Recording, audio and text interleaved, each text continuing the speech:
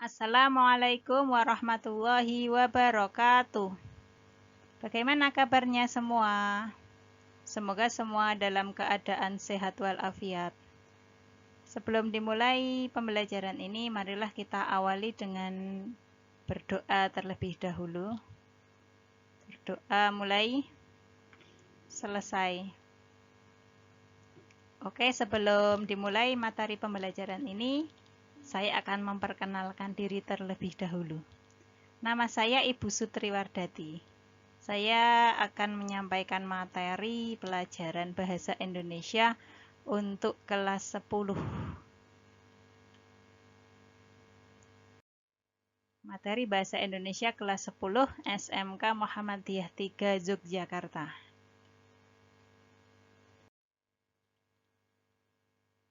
Oke, langsung saja ke materi bab 1.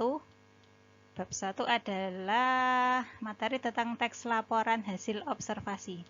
Teks laporan hasil observasi nantinya yang akan dipelajari adalah yang pertama pengertian teks laporan hasil observasi. LHO ini adalah singkatan dari laporan hasil observasi. Biar tidak terlalu panjang, maka disingkat menjadi LHO. Yang kedua adalah struktur teks laporan hasil observasi. Yang ketiga adalah membenahi kesalahan bahasa teks LHO, sedangkan yang keempat adalah ciri kebahasaan teks LHO. Akan tetapi untuk tahap 1 hanya akan menjelaskan pengertian teks LHO, struktur, dan membenahi kesalahan. Adapun yang ciri kebahasaan nanti akan dijelaskan di tahap 2. Tujuan pembelajarannya ada 3, yaitu yang pertama peserta didik dapat menentukan struktur teks LHO. Yang kedua, peserta didik dapat membenahi kesalahan bahasa teks LHO.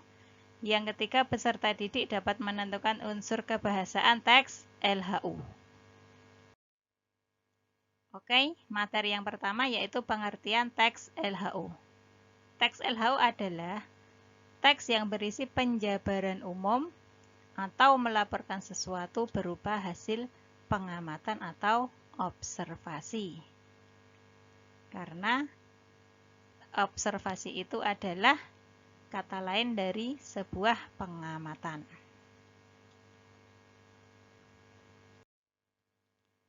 Materi yang kedua yaitu struktur teks LHO. Strukturnya ada 3. Yang pertama definisi umum, yang kedua deskripsi bagian, yang ketiga deskripsi manfaat. Ini adalah poinnya. Akan saya jelaskan di slide selanjutnya. Definisi umum adalah pembuka atau pengantar hal yang akan disampaikan. Dalam definisi umum juga berisi hal umum tentang objek yang akan dikaji, menjelaskan secara garis besar pemahaman tentang hal tersebut. Jadi definisi umum ini ada di paragraf pertama, paragraf paling awal. Adapun ciri tandanya itu menggunakan kata adalah, kata merupakan, kata yaitu. Jadi apabila teks observasi paragraf pertama tidak menggunakan kata adalah, merupakan, atau yaitu, kemungkinan itu bukan teks laporan hasil observasi karena sudah menjadi pertanda bahwa definisi umum itu menggunakan kata kunci tersebut.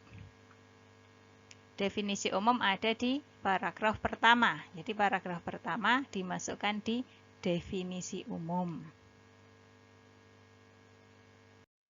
Yang kedua yaitu deskripsi bagian. Deskripsi bagian berisi penjelasan detail mengenai objek dan bagian-bagiannya. Di dalam deskripsi bagian ini akan dijelaskan secara rinci tentang yang telah disebutkan tadi di definisi umum. Contohnya seperti ini.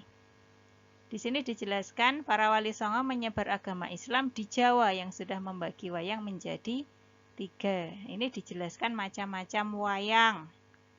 Kemudian pembuatan wayang. Jadi di dalam deskripsi bagian dijelaskan secara rinci, secara detail. Deskripsi bagian nanti ada di paragraf sesudah definisi umum, yaitu paragraf kedua sampai sebelum paragraf terakhir. Apabila dalam sebuah paragraf itu ada 6 paragraf, berarti nanti deskripsi bagiannya itu ada di paragraf 2 sampai paragraf kelima. Terakhir, deskripsi manfaat. Deskripsi manfaat itu berisi tentang manfaat atau fungsi objek dalam kehidupan. Deskripsi manfaat ada di paragraf terakhir yang menjelaskan tentang manfaat. Di sini dapat dicermati manfaat dari wayang, yaitu sebagai media pendidikan, media informasi, dan media hiburan. Nah, ini adalah contohnya. Definisi umum lingkungan hidup adalah, nah ini ada kata adalah yang paling pertama. Jadi paragraf pertama itu menggunakan kata adalah, dan satu paragraf pertama dimasukkan di definisi umum. Apabila nanti paragraf kedua ada kata adalah lagi, ada kata merupakan, tidak usah dimasukkan di definisi umum karena definisi umum hanya ada di paragraf pertama. Deskripsi bagian, di sini ada kata merupakan, tidak apa-apa. Tidak usah dimasukkan di definisi umum karena ini sudah menjelaskan dari lingkungan hidup tadi. Jadi di sini dijelaskan kalau Indonesia itu memiliki hutan lebat. Nah, ini kan penjelasan. Burung cendrawasih, ada ekosistem. Nah, itu penjelasan dari yang definisi umum tadi. Kemudian paragraf ketiga, di gua dan sekitar sungai masih dihuni segerombolan kelelawar dan fitoplankton. Ini juga penjelasan dari lingkungan hidup yang sudah dijelaskan sebelumnya. Deskripsi bagian di sini ada di paragraf kedua sampai paragraf ketiga karena hanya ada 4 paragraf. Terakhir, deskripsi manfaat. Deskripsi manfaat adalah berisi manfaat. Manfaat lingkungan hidup. Alam yang indah harus dicintai, dijaga, dan dilestarikan. Nah, di sini menjelaskan tentang manfaat. Manfaat mencintai alam, menjaga alam, dan melestarikan alam. Ini ada di paragraf terakhir. Sekarang materi ketiga yaitu membenahi kesalahan bahasa. Di sini ada 2 yang akan dibenahi, yaitu huruf kapital dan kata di dan ke sebagai imbuhan dan kata depan.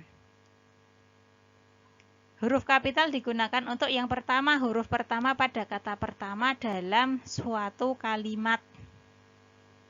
Huruf pertama, jadi huruf pertama itu menggunakan huruf kapital. Huruf pertama adalah huruf yang paling depan atau sesudah kata titik. Yang kedua, huruf pertama nama orang. Jadi nama orang itu menggunakan huruf kapital. Apabila nama orangnya itu ada 2 kata, berarti pertama dari kata pertama itu menggunakan huruf kapital.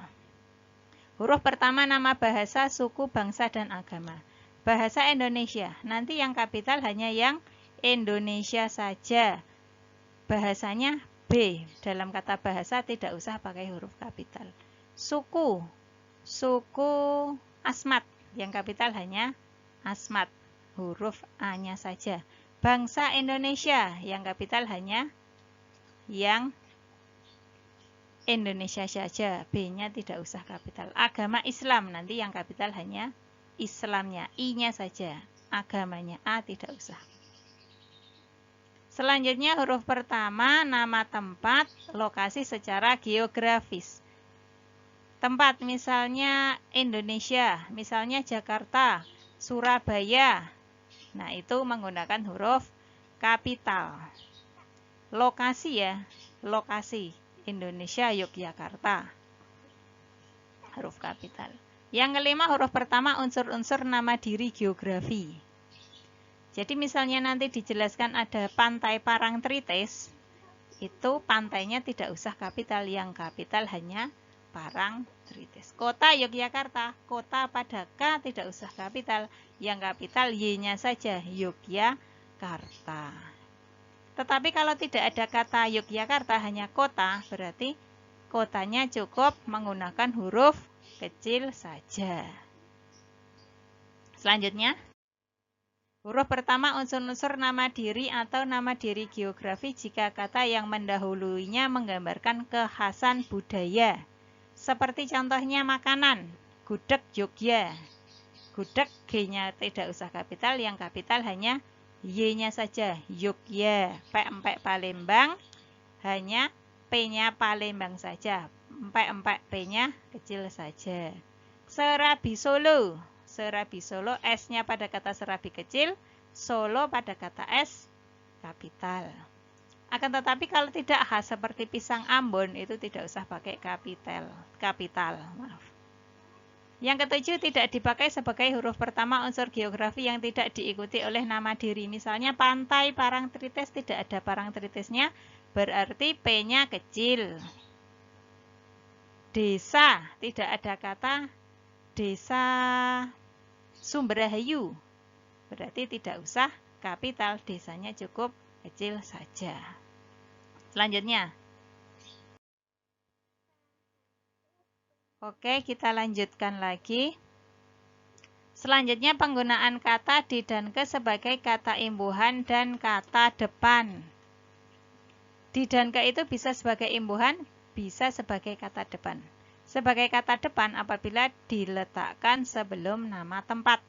Misalnya di sekolah, itu sekolahnya tempat ya, jadi dinya sebagai kata depan penggunaannya dipisah. Di pasar, ke jalan, ke rumah, ke Jakarta, ke kota, dan sebagainya. Itu adalah nama tempat dan penggunaannya dipisah. Di dan ke sebagai kata imbuhan apabila diletakkan sebelum kata kerja atau kata apapun kecuali nama tempat. Diamankan, di makam, kehujanan, kekeringan.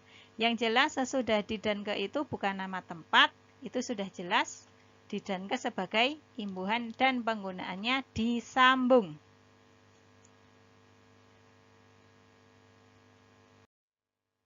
Ini adalah contoh teks LHO singkat yang penulisannya masih salah. Coba dicermati yang di garis bawah itu, suku Baduy Dalam. Suku Baduy Dalam itu termasuk nama suku ya, suku. S-nya kapital karena ada di pertama. Kalau misalnya suku itu di tengah, itu nggak mungkin kapital ya, tulisan sukunya. Baduy Dalam itu di garis bawah karena salah, berarti B-nya pada kata Baduy kapital, Dalam pada kata D kapital. Ada lagi kemana? Kemana itu termasuk nama tempat ya, jadi penggunaannya harus dipisah. Ke spasi mana. Pun, nah kemana pun itu juga harus dipisah. Dilarang itu penggunaannya salah karena itu dipisah, padahal kata larang itu bukan nama tempat, seharusnya disambung. Kemanapun, pada kata selanjutnya itu digaris bawahi karena juga salah, harusnya ke spasi mana, spasi pun, penggunaannya dipisah karena itu termasuk nama tempat. Ke desa, desa itu nama tempat, berarti seharusnya dipisah karena ini sebagai kata depan.